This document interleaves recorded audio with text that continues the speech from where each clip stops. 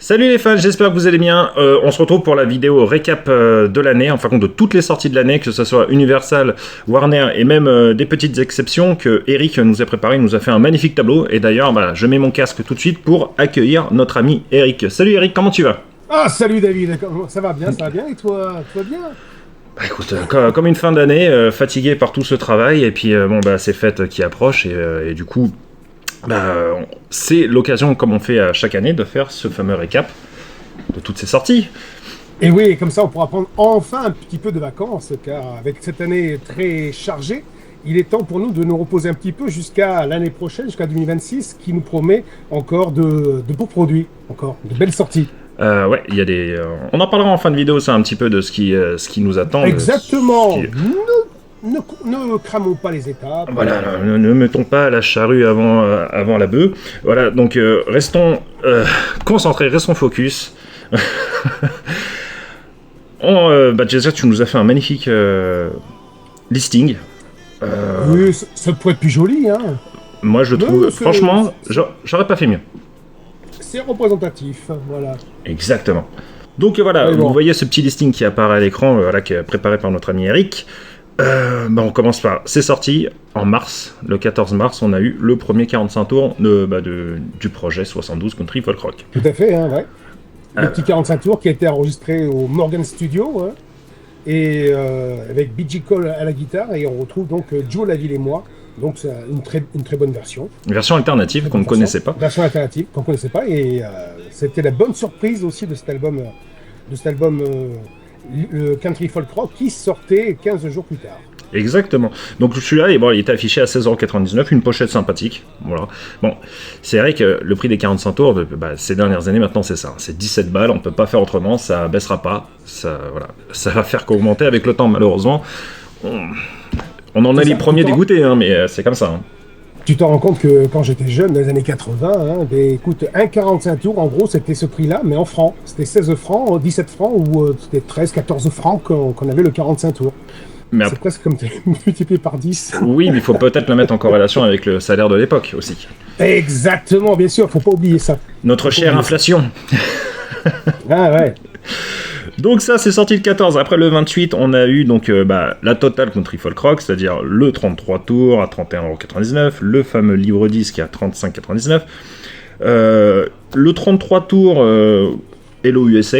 Enfin, quand c'est une espèce de version qui aurait été la version idéale en fait de Country Folk Rock de l'époque, la version 100% country, oui. En gros quoi. Voilà. Tout à fait. C'est une version idéalisée de Michel Mallory, entre guillemets, quoi, si on veut. Voilà, si on n'avait pas fait attention à tout ce qui était commercial à l'époque, du genre les passages radio et compagnie, la collaboration de Johnny et de Michel Mallory dans le ton qu'il voulait faire, ça aurait été cet album-là, en principe. Voilà. Et après, donc, ce fameux picture limité à 750 exemplaires avec Nadette Workman en pochette. Voilà, donc à 32,99€. Donc c'est vrai que, on va dire que déjà au mois de mars, ça faisait déjà une petite somme. On en avait pour 145€ déjà pour commencer. Voilà.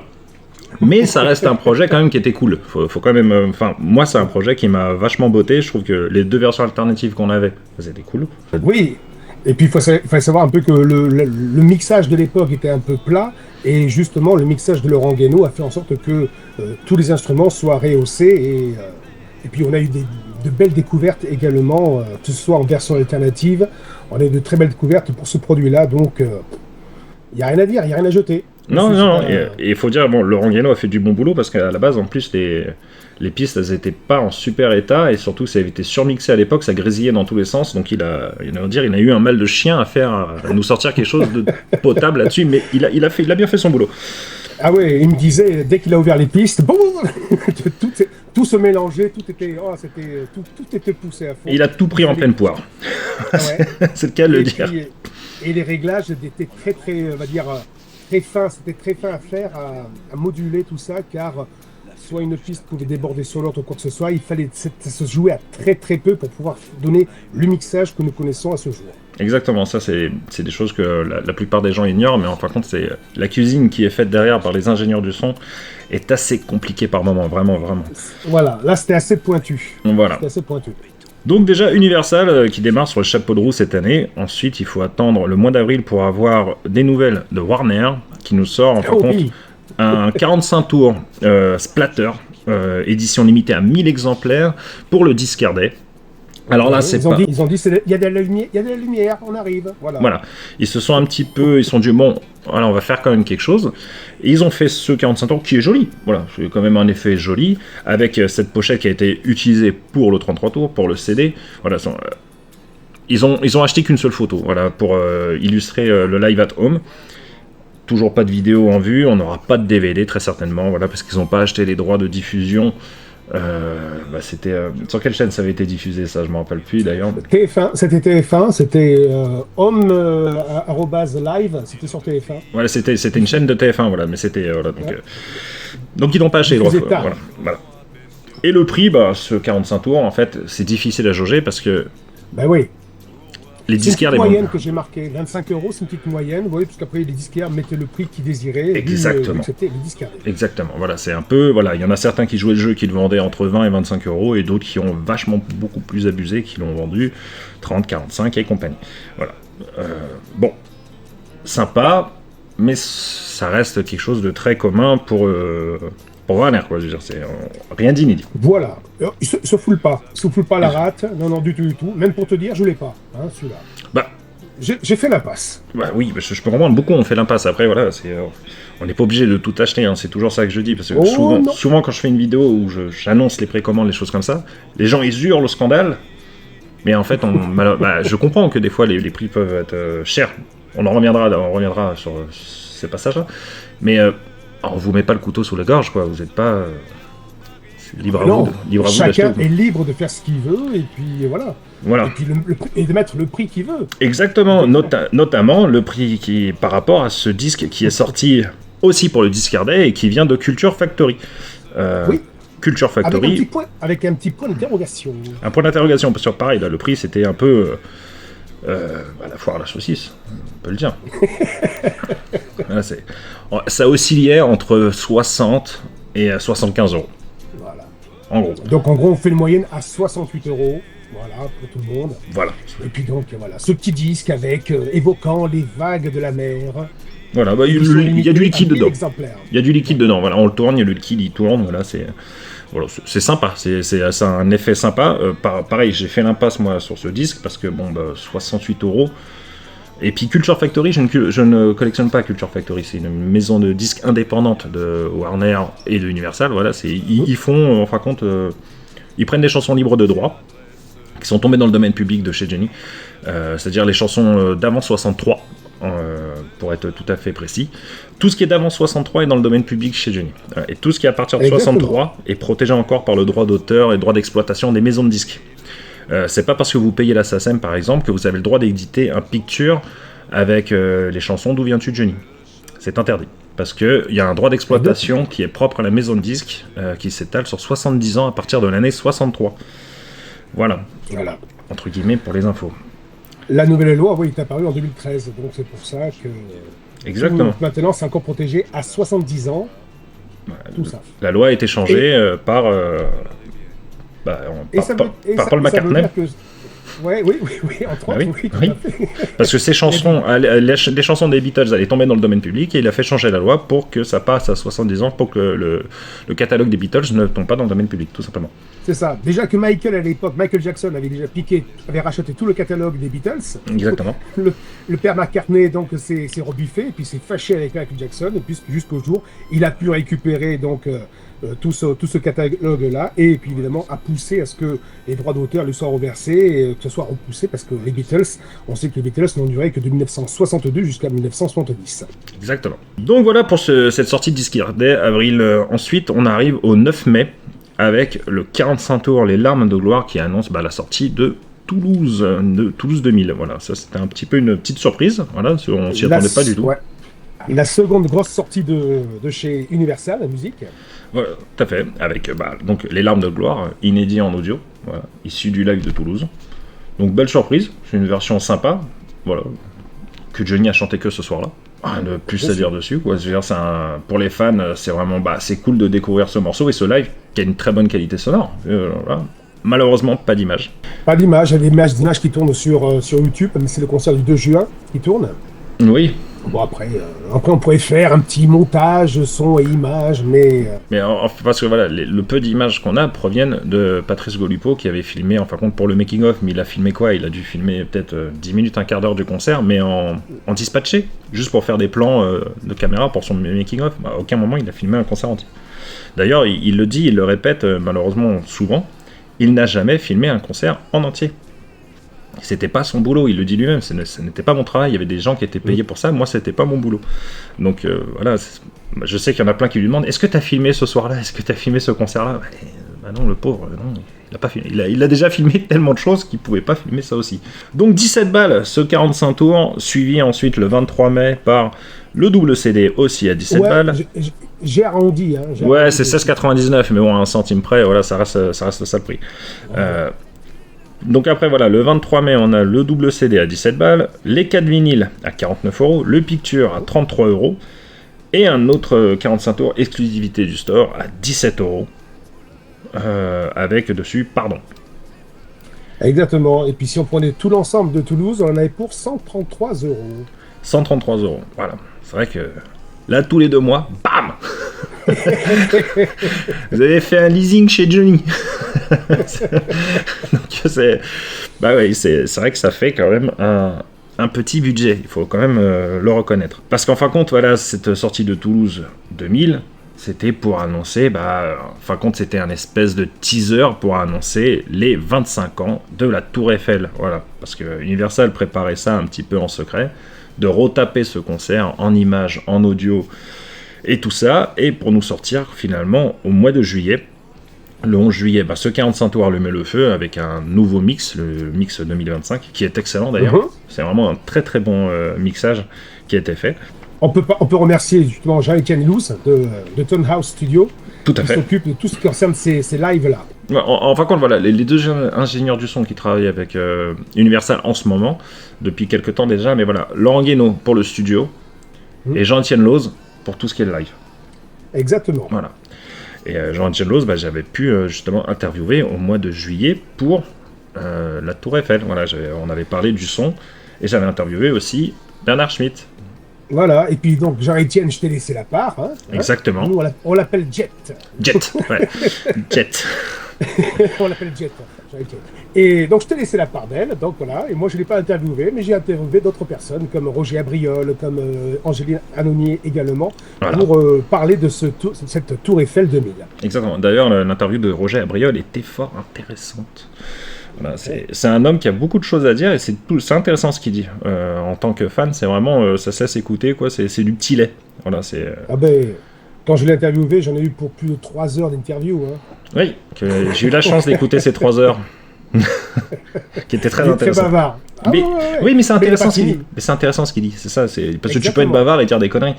Mais lui, c'est construit, c'est bien, puis il y a une finalité à ce qu'il raconte, quoi. Donc voilà, la Tour Eiffel. Exactement.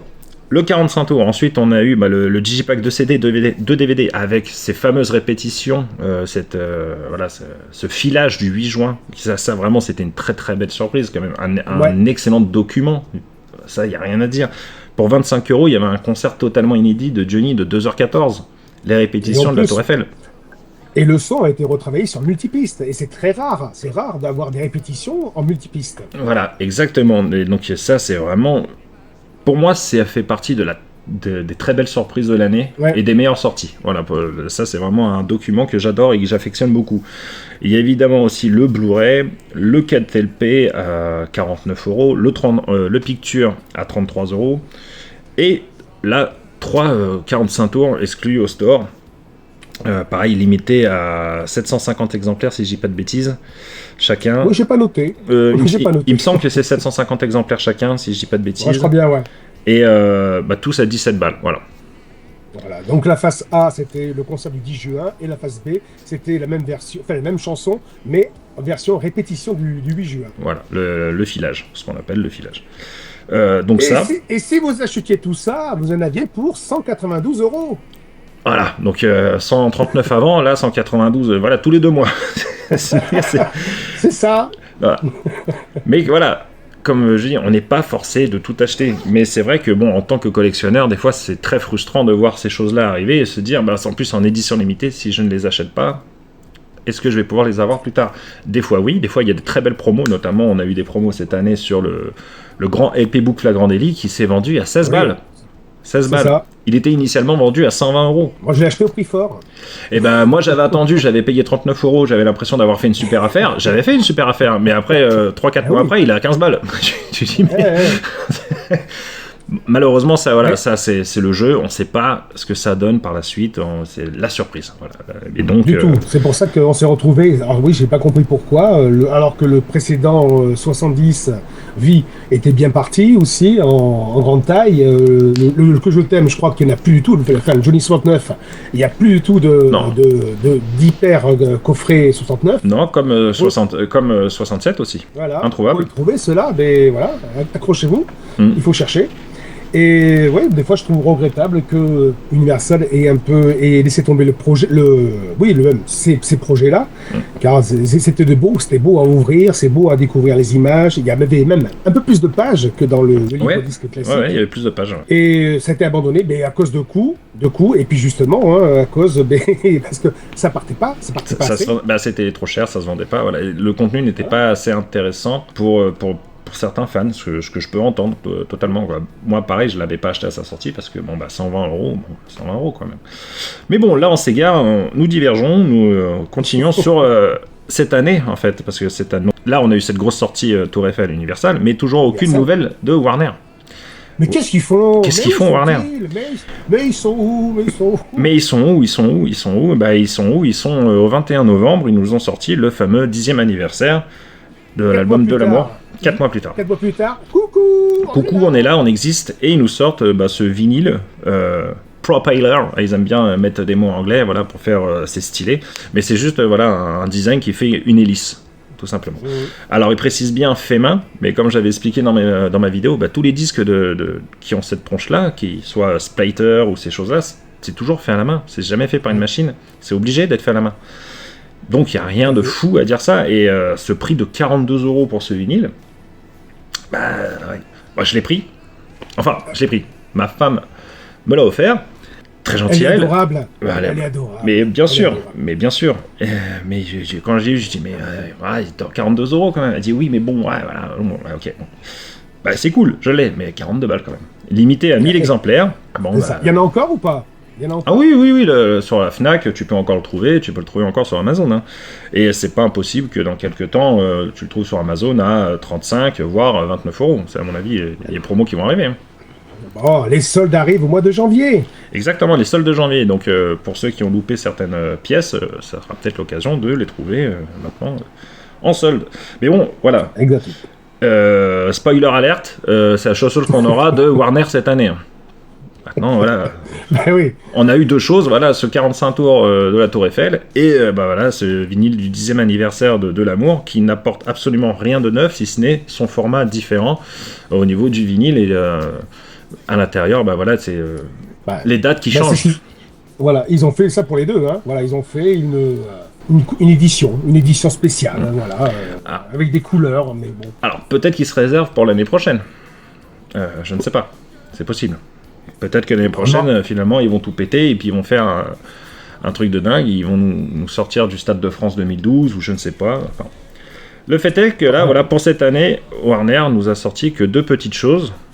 C'est bien dommage. Oui, Warner, donc on en a pour 67 euros. Ce qui est très raisonnable finalement. Mais oui, peut-être que c'est peut-être pas plus mal finalement pour nos porte-monnaies. Si on voulait acheter, au moins ça nous laissait la place pour acheter ce que sortait Universal.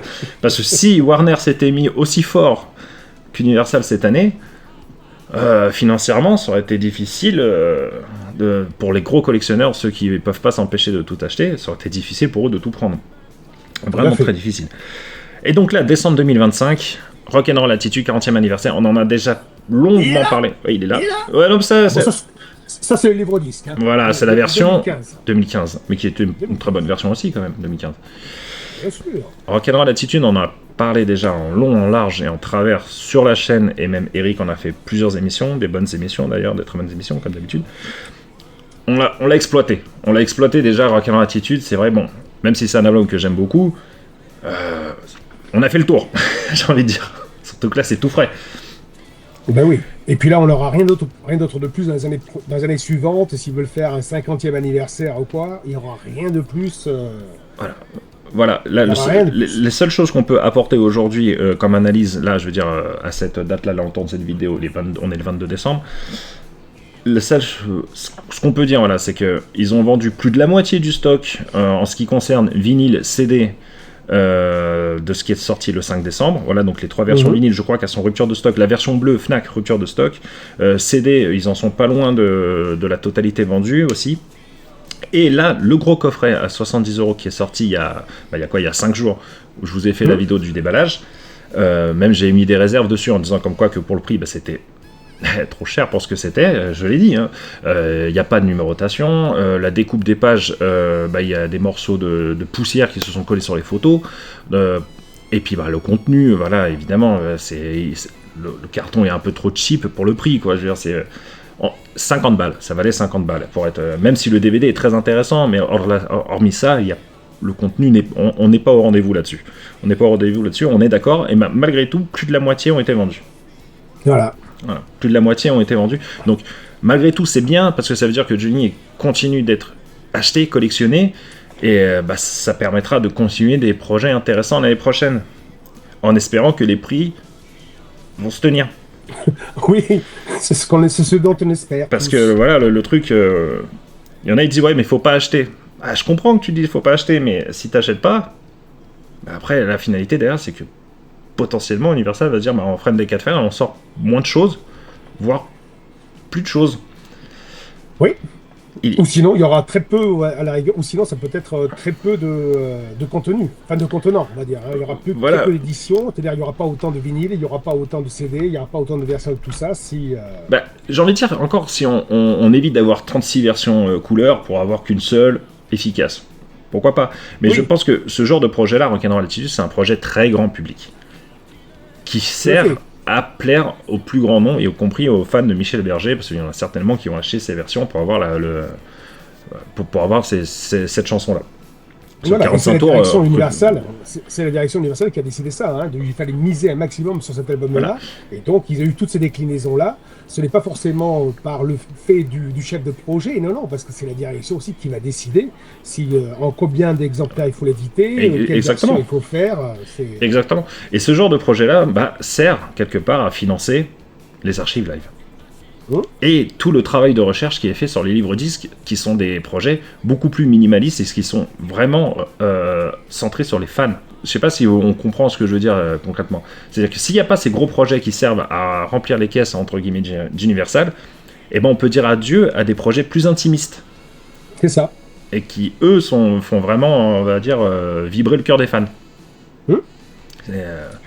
C'est grâce à ces gros trucs, comme du genre, on a vu un article récemment qui parlait de faire un 3e symphonique avec Yvan Cassar, peut-être. Mais j'ai pas eu vent de ça, moi, mais bon. Ça a été dans les journaux. Oui, bien sûr, mais je veux dire, de par les contacts divers et variés qu'on peut avoir, on n'a pas eu de vent de ça. Moi non plus. Mais si ça venait à leur idée de faire ça, à nouveau, cette opération permettrait de pouvoir encore financer d'autres petites productions comme les archives live, et peut-être qu'un jour ou l'autre, Universal pourra faire encore d'autres déclinaisons sur Johnny Hallyday. Ça pourrait être, je sais pas quoi, des émissions de radio, des trucs comme ça, par exemple. Ça pourrait très bien venir. Alors, et donc du coup, là, tout ça, Rock'n'Roll Attitude, le prix, si on prenait tout 215 €. 215 €, c'est vrai que ça fait un budget. Un sacré Joyeux budget. Noël Joyeux Noël Joyeux Noël Effectivement, c'est vrai que ça fait un budget, on est d'accord, on est complètement d'accord. Et donc après, voilà, donc moi ça évidemment, c'est des choses que je regarde même pas en fait, parce que RDM Édition, ils font souvent pareil, c'est comme Culture Factory finalement, ils font des choses qui sont tombées dans le domaine public, et là ils en ont sorti une chier, faut être honnête. Ah ouais. Donc eux, ça a commencé le 6 juin, et puis après, jusqu'au 14 novembre, 19 décembre, voilà. Ils ont fait 3-4 grosses sorties dans l'année pour eux. Voilà, donc le live à l'Embrasse des années 60. Donc il y a quoi? Il y a un vinyle, un CD. C'est ça? Des fois, ouais, c'est ça. Soit ils vendent individuellement, soit le vinyle, soit le CD, soit ils te font un combo, voilà, avec les deux. Oui, de toute façon, si vous l'avez en visuel, Voilà. mais c'est des trucs qu'on retrouve. C'est pas les premières éditions en plus, ce sont des rééditions. Pourquoi? Parce qu'ils vont faire une version spéciale couleur, soit bleu, soit vert, soit transparent, un truc comme ça. Et avec une nouvelle pochette. Alors des fois, ça peut être le son qui a été remasterisé en stéréo ou quoi. En principe, des trucs comme ça, quand on a du mono, vaut mieux rester sur le mono que sur du stéréo. Bah, des fois, vaut mieux Et un bon puis, mono qu'un mauvais stéréo. exactement. Et j'ai pour avoir écouté du genre le dernier qui est sorti le 19 décembre, j'ai écouté, je voyais version stéréo. Je dis, ah tiens, je vais écouter. Mais c'est-à-dire, en gros, tu as du son là, et la voix de Johnny au milieu. Donc, il y a un trop grand distinguo. Donc, Ouais, c'est le aucun mauvais intérêt, stéréo, quoi. c'est une mauvaise stéréo. Alors, apparemment, hein, ils ont appelé un grand producteur pour le faire. Hein. Oui, Je bon. le connais pas, mais écoute. Bon. Voilà, voilà. Vous avez l'info, voilà. Sachez comment, si vous voulez ces disques à RDM Édition, vous allez sur leur site, et puis en ce moment, il y a des promos moins 40%. Voilà. Tout à fait, voilà. C'est-à-dire, en gros, RDM Édition, vous en avez pour 506 € en tout. Si on prenait tout. Si vous prenez tout, et si vous prenez actuellement avec des prix au rabais, on va dire baissé à moins 40%, il y en a pour 303 €, un truc comme ça, si je suis bien à jour. Voilà. Et donc, mon cher Eric, sur ce total de l'année. Oui. Eh bien, ma chère Simone, sans compter pour l'instant, donc on va rajouter après, dans le cochon, on rajoutera 70 € en gros. On en avait pour 1258 € plus les 70 €, donc on en avait pour 1330 € de Johnny Hallyday si on achetait tout ce qui concerne Johnny Hallyday. Si on se gardait sur Universal et Warner, on en avait pour 752 €. Ça fait mal. Ça fait un sacré prix quand même. Ça fait un budget. Un sacré budget. Voilà. Donc. Ça fait un budget, ça peut passer là ou là, j'ai pas. Mais comme on dit, bah vous n'êtes pas forcé d'acheter en fait. Voilà, c'est ça. Après voilà, c'est le jeu, voilà, c'est le commerce hein, de toute façon. Mais Johnny Hallyday a toujours été un business. Il y a des gens qui disent ah sur un business ils font trop de trucs, mais ça a toujours été un business les amis. Ça l'a toujours été. Regardez, quand on regarde RDM qui font ça, c'est du business également. Hein. Eux, c'est facile, hein, il n'y a aucun droit, c'est dans le domaine public. Ils rééditent ça, mais ils tirent ça à tir l'arigot. Ils n'ont rien à faire pour eux, c'est voilà, on l'édite en différentes versions et on se fait du blé.